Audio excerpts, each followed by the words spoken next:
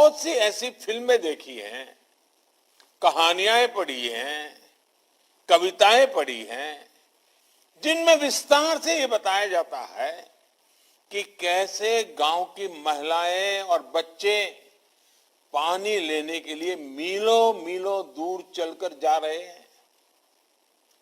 कुछ लोगों के मन में गांव का नाम लेते ही ऐसी ही कठिनाइयों की तस्वीर उभरती है, लेकिन बहुत ही कम ही लोगों के मन में ये सवाल उठता है कि आखिर इन लोगों को हर रोज किसी नदी या तालाब तक क्यों जाना पड़ता है? आखिर क्यों नहीं पानी इन लोगों तक पहुंचता? मैं समझता हूं जिन लोगों पर लंबे समय तक नीति निर्धारण की जिम्मेदारी थी, उन्हें ये सवाल खुद से जरूर पूछना चाहिए था, लेकिन ये सवाल पूछा नहीं गया, क्योंकि ये लोग जिन स्थानों पर रहे वहां पानी की इतनी दिक्कत उन्होंने देखी नहीं थी। बिना पानी की जिंदगी का दर्द क्या होता है वो उन्हें पता ही नहीं था। घर में पानी, स्विमिंग पूल, उसमें भी पानी, सब जगह पानी पानी। ऐसे लोगों ने कभी गरीबी देखी ही नहीं थी, इसलिए गरीबी उनके लिए एक आकर्षण रही, लिटरेचर और बौद्धिक ज्ञान दिखाने का जरिया बन गई। इन लोगों में एक आदर्श गांव के प्रति मोह होना चाहिए था, लेकिन ये लोग गांव के अभावों को ही पसंद करते रहे। मैं तो गुजरात जैसा राज्य से हूं, जहां अधिकतर सूखे की स्थिति मैंने देखी है। मैंने ये भी देखा है कि पानी की एक एक बूंद का कितना महत्व होता है। इसलिए गुजरात का मुख्यमंत्री रहते हुए लोगों तक जल पहुंचाना और जल संरक्षण मेरी प्राथमिकताओं में रहे।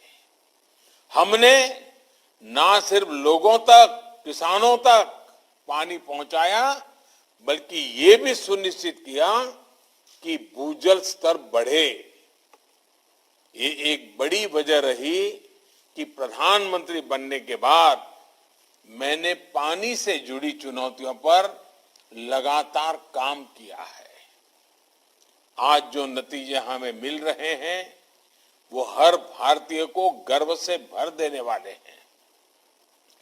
आजादी से लेकर 2019 तक हमारे देश में सिर्फ 3 करोड़ घरों तक ही नल से जल पहुंचता था। 2019 में जल जीवन मिशन शुरू होने के बाद से 5 करोड़ घरों को पानी के कनेक्शन से जोड़ा गया है। आज देश के लगभग 80 जिलों के करीब 1.25 लाख गांवों के हर घर में नल से जल पहुंच रहा है। यानी पिछले 7 दशकों में जो काम हुआ था, आज के भारत ने सिर्फ 2 साल में उससे भी ज्यादा काम करके दिखाया है। वो दिन दूर नहीं जब देश की किसी भी बहन बेटी को पानी लाने के लिए रोज रोज दूर दूर तक पैदल चलकर नहीं जाना होगा। वो अपने समय का सदुपयोग अपनी बेहतरी, अपनी पढ़ाई लिखाई या अपने रोजगार पर उसको शुरू करने में कर पाएगी। भाइयों और बहनों, भारत के विकास में पानी की कमी बाधा न बने, इसके लिए काम करते रहना हम सभी का दायित्व है। सबका प्रयास बहुत आवश्यक है। हम अपनी आने वाली पीढ़ियों के प्रति भी जवाबदेह हैं। पानी की कमी की वजह से हमारे बच्चे अपनी ऊर्जा राष्ट्र निर्माण में न लगा पाए, उनका जीवन पानी की किल्लत से निपटने में ही बीत जाए, ये हम नहीं होने दे सकते। इसके लिए हमें युद्ध स्तर पर अपना काम जारी रखना होगा। आजादी के 75 साल बहुत समय बीत गया, अब हमें बहुत तेजी करनी है।